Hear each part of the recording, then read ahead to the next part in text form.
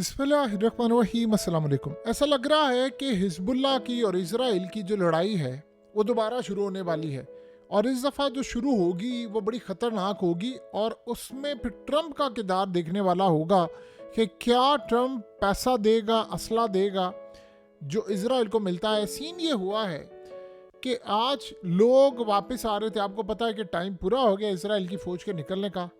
तो इसराइल ने किया क्या है कि उसने दर्जनों के हिसाब से लोगों को जख्मी कर दिया है, सिविलियंस को, और 15 से ज्यादा लोगों को मार दिया है। अब लोगों के वहां पर सब्र का पैमाना हुआ लबरेज। सीन क्या हुआ, आप जरा ये मनाजिर देखिए कि औरतें उनके टैंक के आगे खड़ी हो गई हैं, लोग उनके टैंक का जो बोर है उसके आगे खड़े हो गए हैं, और ख़ास तौर पर लोगों के सब्र का पैमाना हो गया लबरेज।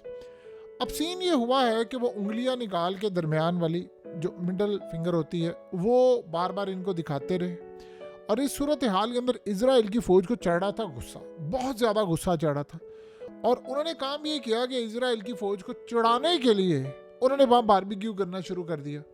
अब सामने इजराइल की फ़ौज है और वो बारबेक्यू करे और वो नारे मारे और उनको गालियाँ दे रहे हैं, और इजराइल की फ़ौज वहाँ से निकल रही है, क्योंकि जाहिर सी बात है आप किसी के बाप के मुल्क में तो नहीं ना एंटर हुए, ये मुल्क इजराइलियों का तो था ही नहीं और ना उनका है, तो आप यहाँ पर रह क्यों रहे हैं।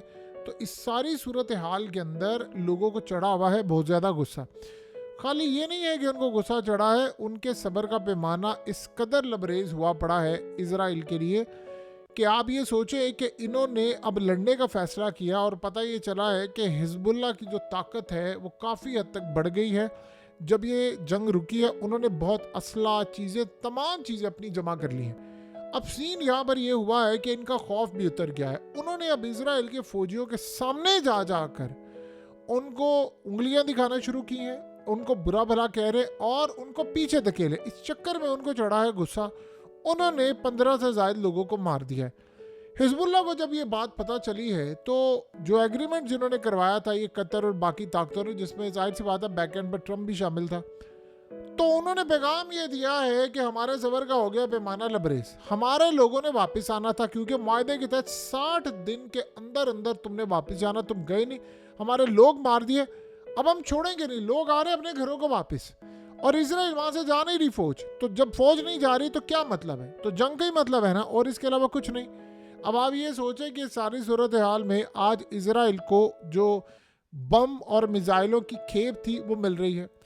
अब जाहिर सी बात है ट्रंप के जो सपोर्टर्स हैं जिन्होंने वोट दिया वो देख रहे हैं ट्रंप की जानिब, और वो ये कह रहे हैं और मामला कुछ सामने आ रहे हैं सोशल मीडिया के ऊपर कि जी वो बाइडन दौर के अंदर जो उन्होंने पैसे दिए थे, मुआहदे किए थे, उनकी खेप अब पहुंच रही है, लेकिन आज ट्रंप के दौर में रही है लेकिन फर्दर नहीं आएगी।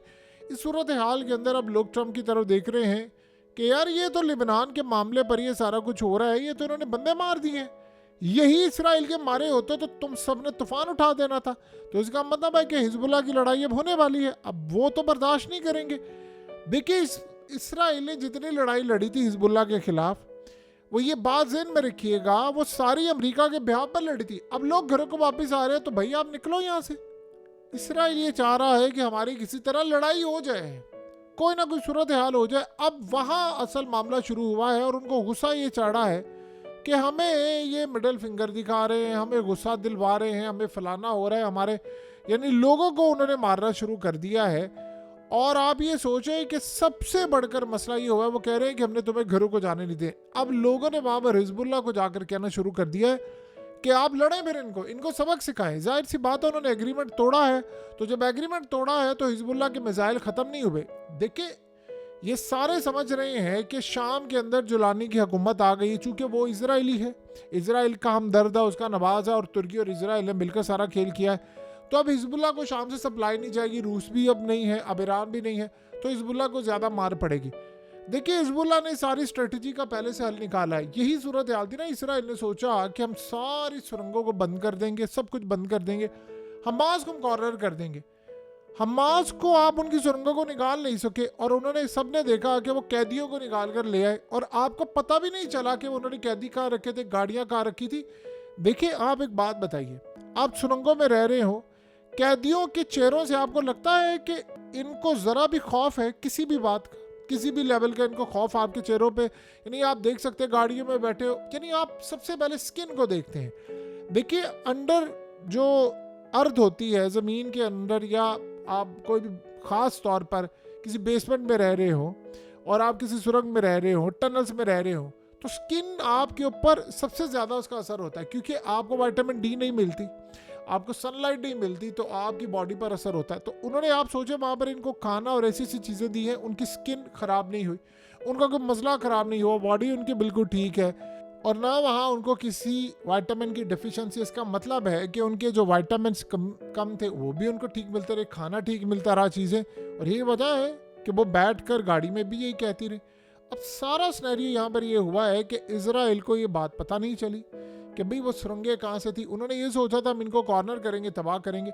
ایگزیکٹلی انہوں نے اب یہ سوچا ہے کہ ہم شام کے اندر ہمارے بندے آ گئے ہیں، جولانی ہمارا آ گیا ہے، ترکی نے ہمارا ساتھ دیا ہے، ہم نے ان سب کو نکال دیا ہے، تو ہم حزب اللہ کو بھی پکڑ لیں گے۔ ایسا نہیں ہوا۔ حزب اللہ کے پاس ابھی ہتھیار اور یہ چیزیں بہت کچھ ہے۔ یہاں سے آپ اندازہ کر لیں کہ آج بھی روس کہتا ہے کہ ان کے پاس سب کچھ ہے۔ انہوں نے وہاں پر بندے مارنے شروع کر دیے ہیں اور وہ اب حملہ کرنے کے لیے تیار ہیں۔ اب گیا ہے پیغام امریکہ کو کہ دیکھ لو، اس ساری صورتحال کے اندر اسرائیل اپنی اسی اوقات پر آ گیا ہے۔ دیکھیں آخری دنوں کے اندر تو اسرائیل نے ٹرمپ کو بھی کہہ دیا تھا نا کہ اب میں نے غزہ سے نہیں نکلنا۔ اب آپ یہ سوچیں کہ ہوا کیا ہے۔ اسرائیل کو 2 دن میں جتنا بڑا جھٹکا لگا ہے، دنیا بھر کے اندر اس کی جو جسے کہہ سکتے ہیں کہ ضلالت ہوئی ہے۔ دیکھیں انہوں نے کیا نیریٹو دیا تھا، یہ آپ ذرا سمجھیں۔ انہوں نے کہا کہ یہ عورتیں ہیں وہاں پر، لڑکیاں ہیں، اور یہ حاملہ ہو چکی ہیں، اور آج مثال کے طور پر 23 ہفتے ہو گئے ان کو گئے ہوئے۔ جب 23 ہفتے ہوئے تھے تب کی بات ہے، 171 دن اور نہ جانے کتنا کچھ۔ تو انہوں نے کہا تھا کہ آج 23 ہفتے گزر چکے ہیں، تو وہ 23 ہفتے کی حاملہ ہے۔ اب انہوں نے کہا جی 471 دن گزر چکے ہیں، 1 سال سے اوپر ہو گیا، تو وہ آئیں گی تو ساتھ ان کا بچہ بھی ہوگا، فلانا ہوگا، اور بھی چیزیں ہوں گی۔ اور ان کو نہیں پتا، یہ سوچا تھا کہ سال سے پہلے آتی، تو انہوں نے کہا وہ پیٹ لٹکائے ہوئے آئیں گی، جبکہ وہ آئی تو وہ سارے خوشحال تھے، بالکل ٹھیک تھے، اور ایون کہ ان کے گھر والوں نے کہا کہ بالکل سٹیبل کنڈیشن میں۔ اب سین یہ ہوا ہے کہ وہ سارے آرٹیکلز، وہ تمام چیزیں وہ اسرائیل کی پوری دنیا کے اندر آ رہی تھی۔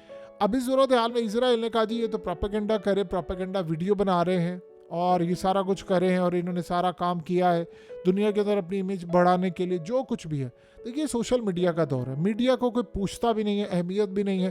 اب آرٹیکل لکھے، لوگوں کے پاس اتنی سینس ہے، وہ جج کر لیتے ہیں کہ یار یہ کیا ہوا ہے، کیا معاملہ نہیں ہوا۔ اب سارے کا سارا سین ہوا ہے کہ بلیم جا رہا ہے اسرائیل کے اوپر۔ دیکھیں ٹرمپ نے یہ سارے کا سارا جو فارمولہ دیا ہے کہ بھئی وہ چلے جائیں مصر کے اندر غزہ کے لوگ، یا وہ لوگ جارڈن چلے جائیں، یہ وہ ایکسیپٹ کرنے کو تیار نہیں ہے۔ تو اسرائیل کے لیے بہت ہی مشکل اس وقت صورتحال ہے، بڑی ٹف صورتحال ہے، اور آپ اس کا اندازہ یہاں سے لگا لیں کہ لوگ اس وقت اسرائیل کے شدید خلاف ہو چکے ہیں، اور اب وہ کہہ رہے ہیں، اسرائیل کے اندر رہنے والے جو لوگ ہیں وہ ٹرمپ کو کہہ رہے ہیں میڈیا پر آ کر کہ روکو ان کو، یہ ہماری فوج کو روکو، یہ پھر جنگ چھیڑنے والے ہیں۔ آپ کو پتا ہے کہ صورتحال میں یہ جو خاص طور پر ناردرن سائڈ سے لوگوں کو واپس بھیجا تھا، ان کے گھر بھی تباہ ہیں، چیزیں بھی تباہ ہیں، اور خوف اتنا زیادہ ہے کہ ابھی تک وہ واپس نہیں آ رہے اسرائیل کے اندر۔ ناردرن سائڈ آپ کو پتا ہے کہ انہوں نے اڑا کر رکھ دی تھی۔ حائفہ سے آپ شروع ہو جائیں تو آپ سیفت اور سارے ایریاز کو دیکھیں، انہوں نے اڑا کر رکھ دیا، کوئی واپس آنے کو تیار نہیں ہے۔ وہ کہہ رہے ہیں انٹل کے سارے ہوسٹیجز اور یہ تمام لوگ واپس آئیں۔ اور ادھر آپ یہ دیکھیں، یمن نے کہا ہے کہ میزائلوں کا رخ ابھی بھی اسرائیل کی جانب ہے۔ صرف ایک غلطی کی اسرائیل نے، تو یہاں ہمیں پتا چلا کہ غزہ میں انہوں نے کام کیا، ہم نے صرف بٹن دبانا ہے اور سیدھا تل ابیب میں ہٹ کر دینا، اور اس دفعہ جو ہٹ کریں گے وہ بڑے خطرناک میزائل ہوں گے۔ تو یہاں سے آپ اندازہ کر سکتے ہیں کہ ان کو غصہ یہ چڑھا ہے کہ لوگ آ رہے، لوگوں کا خوف ختم ہو گیا ہے۔ دیکھیں جب آپ موت کو اتنی قریب سے دیکھ لیتے ہیں اور آپ کے یار دوست بھائی بہن رشتہ دار مرنا شروع ہو جاتے ہیں، پھر آپ اس صورتحال میں پیچھے نہیں ہٹتے۔ اور رہی بات اس کی، دیکھیے حسن نصر اللہ کو مار دیا، لیکن ابھی تک ظاہر سی بات ہے وہ معاملہ اس طرح نہیں ہوا۔ یہ سوچ رہے تھے کہ ہم نے حسن نصر اللہ کو مار دیا ہے، ہم کلیئر کر لیں گے معاملہ، ہم نے حزب اللہ کو ختم کر دیا۔ یہی پوائنٹ تھا کہ حماس کو بھی مار دیا، حماس ختم نہیں ہوئی۔ اصل مسئلہ یہ ہے کہ یہ جب آپ کسی کو اس کے گھر سے نکالتے ہیں اور آپ ان کے لوگوں کو مارتے ہیں، تو انتقام کا جو جذبہ ہوتا ہے یہ صرف قبر کی مٹی ہی پوری کر سکتی ہے۔ یعنی آپ اگر کسی کے گھر کے 15-20 افراد مار دیں اور وہ اکیلا بچے، تو اس کے لیے وہ زندگی کیا انتقام سے بڑھ کر نہیں ہے۔ اور یہی وہ وجہ ہوتی ہے कि इस स्ट्रेटजी को इसराइल अभी तक बीट नहीं कर पा रहा। यानी आप अंदाज़ा भी नहीं उसका लगा पा रहे कि किस लेवल पर जाकर वो लड़ाई करें। आप किसी को उसके घर से निकालेंगे, और ये वो लोग हैं जिनकी एक आइडेंटिटी है। फ़लस्तीनियों का मिजाज देखिए, आप पाकिस्तान की हालत देख लें तो पाकिस्तानियों की कोई बड़ी हिस्ट्री नहीं है 1947 से पहले की। यानी कोई होता है ख़ास कौम होती है, जैसे तुर्क हैं, लिबनानी हैं, ईरानी हैं, या यहूदी हैं, या फ़लस्तीनी है, तो उनको पता वो हज़ारों साल से यहाँ पर है। सूरत हाल के अंदर चीज़ें बिल्कुल अलग और डिफरेंट है।